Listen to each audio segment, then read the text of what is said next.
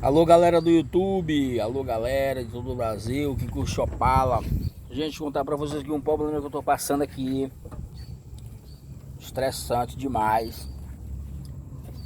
Se tiver algum especialista aí, me dê alguma dica aí, ou me diga qual é a solução, qual é o problema pra me resolver, galera. Problema na direção hidráulica. Tá aparecendo um barulho, então, e a direção fica um pouco dura.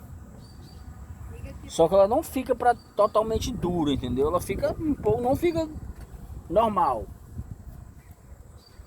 Eu vou ligar o carro aqui pra vocês verem como é que fica o barulho. Vou ligar. Espero que vocês me ajudem aí, galera.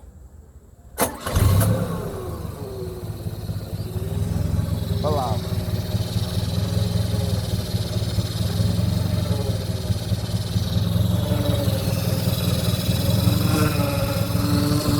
Aí, ó. Essa zoada aí, galera. Ó.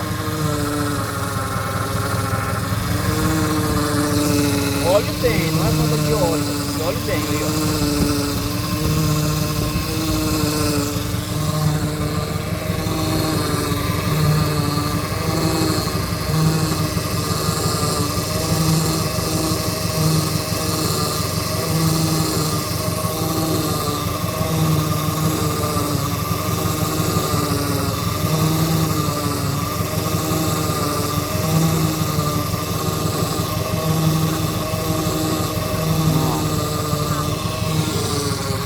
Pois é, galera, aí, ó.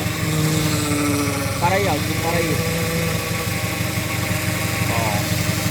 Mesmo a direção estando solta lá, ninguém tá mexendo. Quem tá sacudindo lá é o cara ali.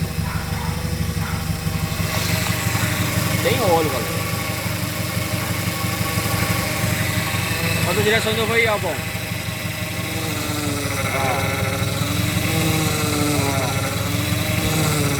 E aí, galera?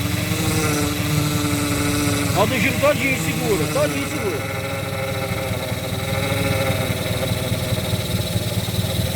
Todinho. Aí, ó. Na hora que toca o giro lá, diminui um pouco os lados, ó. Solta a direção. Aí, ó. O barulho começa de novo, ó. E aí, galera, o que é? Preciso de ajuda. Valeu, galera. Um abraço, tamo junto.